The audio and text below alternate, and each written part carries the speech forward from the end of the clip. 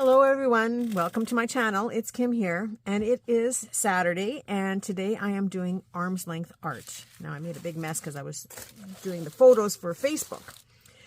So what I've done here, this is my scrap paper tray. You know, it's all decorative papers, mostly scrapbook papers. And I've gone through this tray and I've pulled out all of the 6x6 papers, even the ones that I might have taken a little corner out, because I can still use those as well. And so this is the tray, what's left over, and it is still full. So I'm really hoping that I'm not putting any of this back into this tray. So my plan is to make envelopes with these, and there is a design idea that comes from Corey Dahlman, and I really love the idea where you take one piece of paper and you fold it in half, and then you slip, I'm going to do a different color so you can actually see it better. You slip another piece of paper inside like this, you glue down the sides, and you fold this over to make your envelope. So you'll have an envelope here. You might want to put a little, notch in there for the envelope. So you have the flap on this side, and then on this side you would put a second notch, and you have a pocket here because the first the paper inside goes right to the bottom. So in doing this, I thought, that's a great way to use up all of this stuff. And then when they're put together at the end of the day, I will decorate them and use up some other scraps in the other trays that you can't see.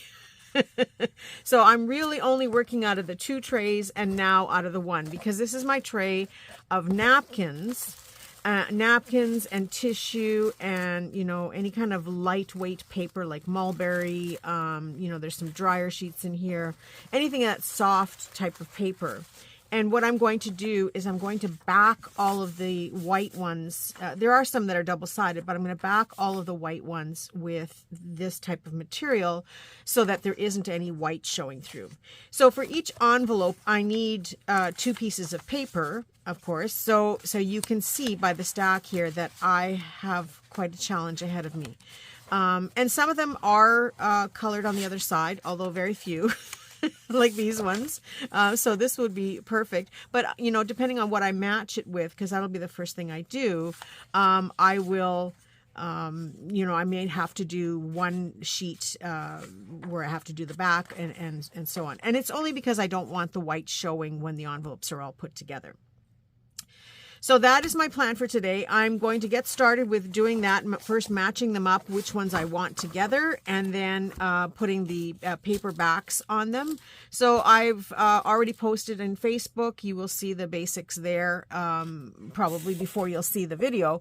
And so my plan is that by 1 o'clock today, which is less than 2 hours, I will come back with a progress report as to where I'm at with these. So that's it for this moment, but stay tuned. Don't go anywhere, because this is going to continue. This video is all day long. Okay, see you in a second. Hello, everyone. I'm back. So after playing for about an hour and a half, I realized that this is a very big project, although I think it's doable for the end of the day. But you can see I have this many envelopes folded. I think there's 8 here, and there's probably another 20, I think, here, maybe more. We'll see. So all I've done so far is I matched up the papers how I like them. And, because I tried to stay as much that I could use it all. I think I have about 20 sheets left yet. Maybe not quite that many. I don't even know where I put them. That I haven't matched up. So I will probably stick those back in the tray. Only because, there comes a point where I don't want to get more paper, because then that takes away from what I'm doing. So they'll just go back in the tray because I just couldn't match them to a way that I like them. But it's not to say I won't change my mind later on and do some reversing, which I'll show you what I mean. So because they're matched, I picked colors that were, sometimes a little bit off from each other, because you want it to be a little bit eclectic. But there is some components in here that sort of match. I mean, it's polka dots and sort of a damask pattern. But inside I've got the this I glued down tissue paper. So they're just sitting like this right now. I've matched them up, glued the tissue paper or napkin or whatever I was going to put on the inside, did the notches, and folded them in half. I started inking them, but I realized at this point, I don't know if I'm going to round corner these yet, because this is how it looks. It'll have the pocket on the outside and then the pocket on the inside. So I'm not sure yet if I'm going to round corner these. And I want to stitch. So I will open them up like this so that the flap is open. And I will stitch from the bottom corner across, all the way across the top, and then back down again and end over here. And this way I know that my napkin isn't going to pick up, be picky and come off, and it's securely stitched. So I won't ink until after I've done that, because, sometimes you don't ink it or you don't stitch it perfectly straight, so then it looks a little off. So I like to ink over top of it so it's less noticeable. So that's where I'm at. I've done, 8 of these. I'll just show you really quickly. This one I reversed. This was the napkin, but I actually liked it better on the outside of this brown paper than the green, which was what I was going to originally use. So yeah, the napkin ended up winning for the outside. So again, this will still get stitched so that it holds the napkin securely. And then these are going to be decorated after. They'll have a closure for them, kind of a wraparound string type thing. And then they will be further enhanced with either fabric or, some kind of embellishments afterwards. So the main part right now is to get this stack done. I don't have a lot of stuff on the table to do the decorating, and I certainly don't have the closures. So once they're all done, they will get stitched and then inked, and see how my day goes. But even having them at this stage where they're matched up and the parts inside are done is a big time saver. When you want something in a certain color, you can just flip through and find the right thing, and then this can be tucked into a journal. So there's that one, and then I match this up with beige. Inside it's the tissue paper. This one is blue tissue paper inside. This one was a bonus because I didn't have to decorate the inside. Yes. So again, and sometimes the colors are, little different, but it's all depends on how I decorate them after. So that can change this so many ways. This one with the blue and the pink. Here we go. Inside I had a napkin. It's not exactly the same, but I just thought it looked really nice to be on the inside. Did I use the same one here? Yes, I did. I used the same napkin. So you get 4 of these out of one napkin. And I do go right to the bottom. I tried to go on a little shorter on one, and then I had to do a patch job. This paper was a little bit shorter, so I had to fold it up a little bit differently. And then I also tried to skimp on the napkin, but I ended up having to glue another piece. But it's still very pretty on the inside when you open it up, and you don't see that flaw once it's all sewn together. So you can do little patches on envelopes to use up some scraps too. And this could be covered on the inside with book pages. It's whatever you have. But I just wanted the 2 trays on the table and forced myself to use these up. Now most of this little one here has been folded about 3 1/2. So you're not folding the flap at exactly the halfway point. You fold this one at halfway, and then this one you fold in order to make your little envelope flap. But because I didn't have a lot of material to work with, it's a little bit shorter. So these are the 6x6 sizes, and they end up being about 4 inches. So they're 6x4 by the time you fold this little flap piece down.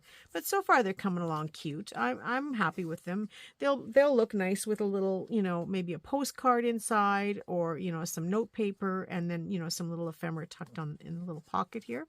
So I think they're going to be a success. As we know, no 2 6x6 papers are the same. You have to do some trimming and stuff and adjusting, which most of it I will do at the end after I've sewn everything, and that's when I'll do the inking. So you can see I started inking on these, but I gave it the idea up later on. So yeah, they're turning out pretty cute, and I still have a pile to do here, so I will be back a little bit later with my progress and any other information that I need to report back. See you in a bit.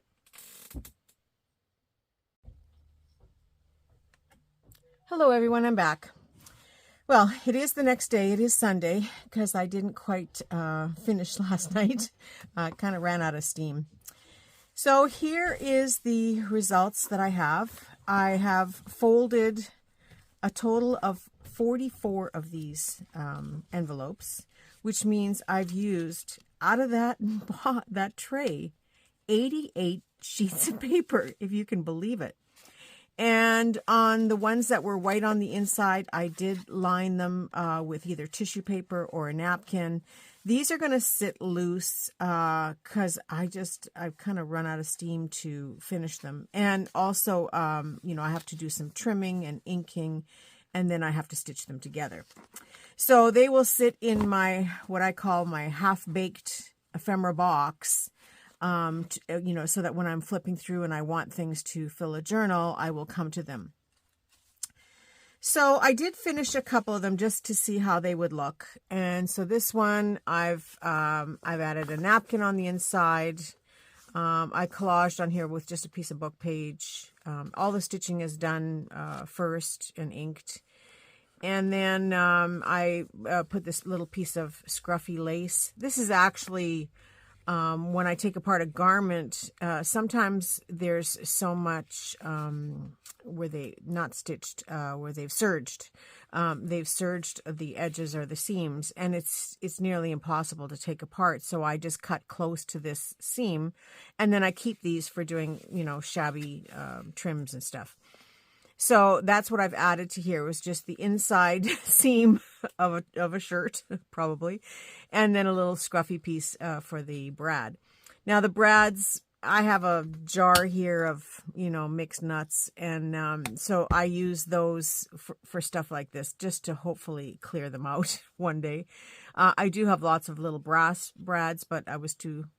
sticking to what was on the table and not getting up to go and add some. Although I think there are some down at the bottom here. I just didn't want to empty the jar out.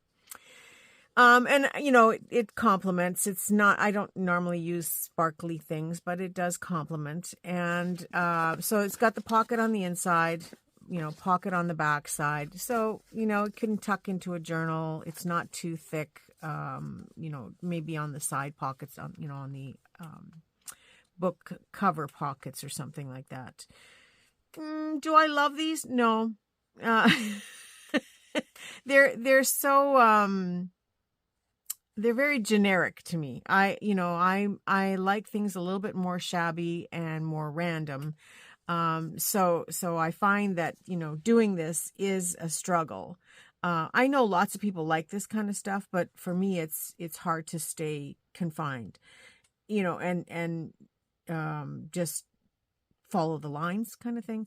Does that make sense? And then on the edges of these, I had thought about round cornering it, but I knew that would also make me over the top with too confined. So I didn't, because I'm going to cover it with shabby stuff on top anyway. So it does get a little bit better, as I go along. I think I could do more decorating to make it look less scrapbooky. Not that there's anything wrong with that. It's just me. It's not the scrapbook paper, because I love scrapbook paper. I just don't love using it in this method, if that again makes sense. But I have 44 of them. So they will either get slipped, on the occasional journal, or, I put this little thing in here because I found something to put in here. So one of these will go in my techniques book, to remind myself to make these.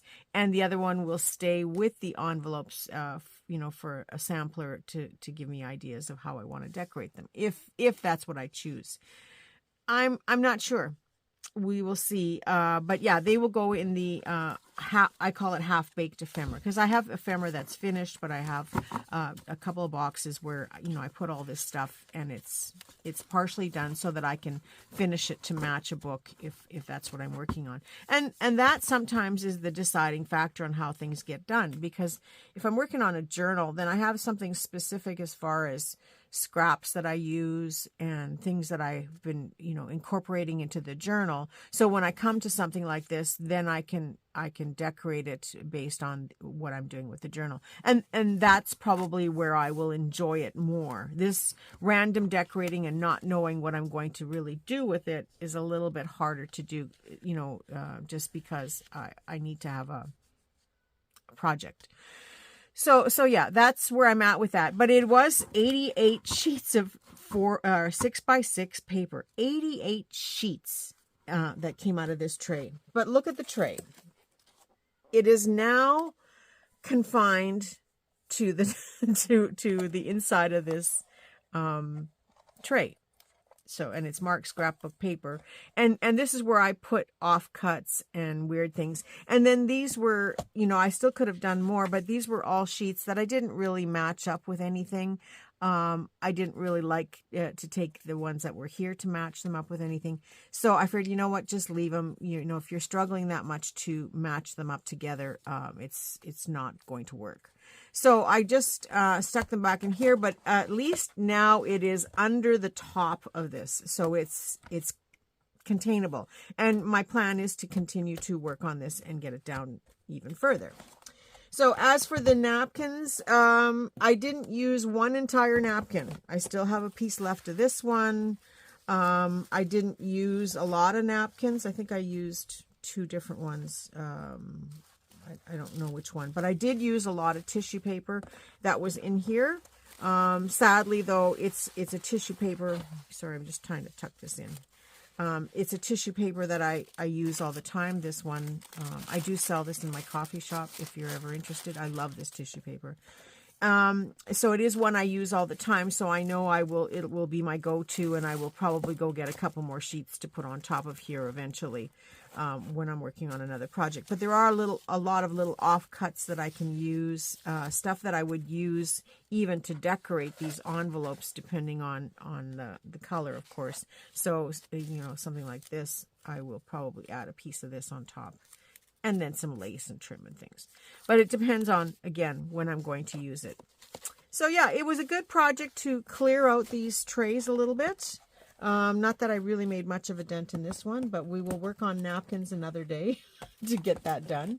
But it's coming along. So I think there's a few that are still staggering and overflowing that I could bring down, and then bring down more napkins and more paper as I decorate. Like, I have a lot of projects. So I think next week will probably be projects that I work on. And when I say projects, I'll just give you one example. And you've seen my trays before like this. Where I have some envelopes, and I have some packaging and some clear packaging. So these are the things that I'm going to use up next week, and hopefully bring, because I have 3 trays of this. So I'd like to bring these trays down, because there's way too much in here of stuff that is half baked, half finished. I still have these little After 8 mint bags. So there's lots in here that I should try to move out, so that I can do more. So yeah, that's where I'm at. And I thought I would just, share this experience with you, because, I like to let you know how I feel about these things. But overall, I really enjoy doing the arm's length art. It is hard to do it all day long, but in order to show you results, I do have to participate all day long. So it does get me to do stuff, which I like. The winner for last week for the arm's length art participation is Jean Roman. Yay, Jean. So she did some I think it was playing cards. I have to go back in my memory. But she did some playing cards, and she participated during the day. So she is last week's winner. And, I like to give you guys some time. I'm going to go back and watch or go back to Crafting with Eyes Wide Open and see how many people participated, and then, do a little mini draw. And, let you know next week. So that's the fun part too, is if you participate, show me what you're working on Saturday, you know, play along a little bit. You don't have to do the same thing I'm doing. It's just for us to clear off our desk, work on some stuff that we've been, you know, putting off for a while, and show something finished at the end of the day, or show your progress throughout the day. So next week, if you want to play along, please do. I'd love to have you. So it is Sunday. The weather is kind of off today, and the roads are icy. So yeah, I kind of knew I wasn't going anywhere. So I have Happy Mail to work on, and I have a couple of orders to get out, and I have some new product that I'm working on to get in the shop. So that's my day for today. Otherwise, I will be back on Tuesday with Techniques Tuesday. Now, we're working on flowers, so it's going to be things like fabric, lace, and tools. So if you got any of that kicking around and you want to play along, remember we worked on our little, nothing's moved here off my desk. We worked on our little beaded medallions. So we're going to incorporate those into some of the flowers that we make for Tuesday. And this is going to be a series that goes on for a while, because I have several different types of centers to show you. And then I have different flowers that we're going to make. And then we're going to go into a different kind of flower making. Again, this was inspired by the things that I've seen go wrong in some videos, and it just upsets me a little bit. So I want to show you a better way to do what a lot of people are doing.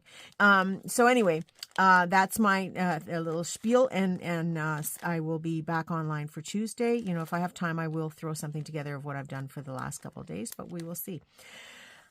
So that's it. That's all. Have yourself a very creative day, and tomorrow is Monday, so let's hope we can have creativity all week long. So talk to you all soon. Bye for now.